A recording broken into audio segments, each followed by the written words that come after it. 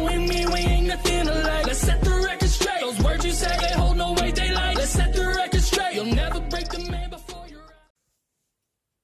Hello everyone, welcome back to another Diecast review. This is a Diecast I should have reviewed a long time ago.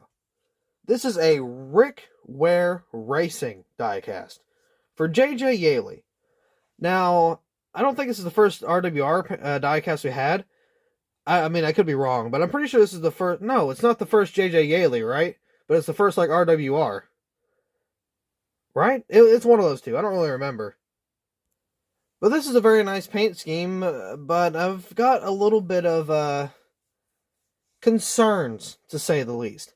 First things first, this car is a white-based diecast. I've said it a million times. You guys already know what I'm probably going to say. Lionel doesn't do very good. And I see one thing already. You guys might spot it too. That just gives me a bad feeling about how this car is going to be, like, made, I guess. How it's going to look. So, if we, unfortunately, take a look at the roof, look at the number 1. There is a streak of whatever it is on the roof. Tell me how in the world does that happen? Like, that sucks, because this, pretty sure it's already sold out. I'm pretty sure it's going to be a rare car, because it's J.J. Yeley. It's like one of the first cars ever made. It's RWR, it's for 2021. All that, you know, golden marks, right, that it hit. Lionel, I have a feeling I'm not going to have a good day today with this diecast review. But we're going to take a look at it anyway. But, yeah, that little mark bothers me, like, a lot. So, I don't know if I can get it off. I haven't taken this diecast out of the box since I got it. So, I don't know. I don't know if I can take it off. Unfortunately, I don't think I can because it looks pretty decaled in there. But we'll have to take a look. So, here is J.J. Yeley's number 15, 2021 Arrowhead paint scheme for Rick Ware Racing.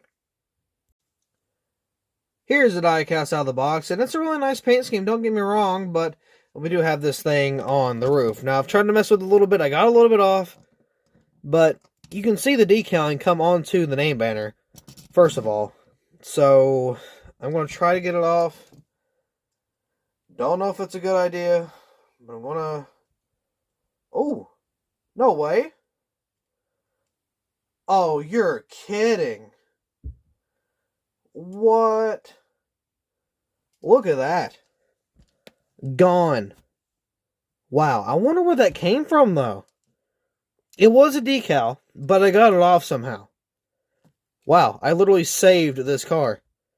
Thank goodness. Oh my god. Anyway, you got Arrowhead right here, which is a amazing logo, by the way. It's literally an Arrowhead with the American flag, with the Arrowhead text over it. It looks incredible. That might be one of my I don't know, that might be one of my top sponsor logos ever. Like, because that looks amazing. It's very historical looking, of course, like, with the Indians and, what were they called? They were,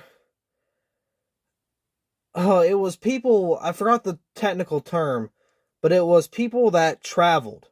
Like, they didn't set at home, they didn't have a home, they kept traveling to, like, get animals for food. I don't remember what the word is, but it was like a group of people that would always travel and they would not stop. Oh, that kills me. It's a historical thing. I don't remember the word, but either way, because, like, it's on the tip of my tongue, but I can't remember what it is. But either way, yeah, it's very historic looking in that way. I really like it. It's got the jagged edges. It looks really good. That word's bothering me. I might have to look that up. Hold on, give me a second. I'm going to see if I can find that definition. I got it. It's a nomad. The definition is a member of a people who have no fixed residence but move from place to place, usually seasonally, and within a well-defined territory. For centuries, nomads have shepherded goats, sheep, and cattle across the grasslands. I knew there was a word for it, but I couldn't think of what it was, but it was a very, like, historical. But I was trying to think of the word, and for the longest time, I couldn't get it. Obviously, you know, you was sitting here with me, but I'm so glad I found it. It was a nomad. I was trying to figure out what it was. Wow, I would have went to sleep tossing and turning if I didn't figure out what that was. Got Yeley right there. Of course, you got the 2 Chevy bow ties. Got the 15 right there. Arrowhead. Oh, I forgot to read that one. Lead-free, go green. I don't know what Arrowhead is. I don't know what the sponsor is. I don't know what they do. I've got the, was that lead-free? Yeah, or it's either lead or lead. I want to say lead, because it's like good for the environment or something like that. Anyway, I got the 15 there. You got the Arrowhead and those little 2 things there. It's either lead or lead. I want to say lead. Yeley right there. Nothing on the deck lid. It's a, very small team, so it doesn't surprise me. I got arrowheadbrass.com right there. Got the Camaro ZL1 10E.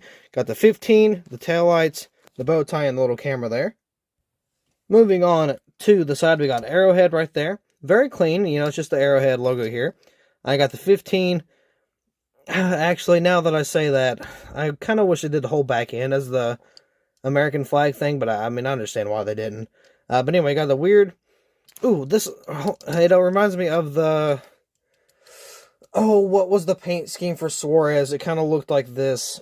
Oh, do I still have it? It wasn't Camping World. Camping World was the... Oh, what was it? I think I have it somewhere. Was it the iFly?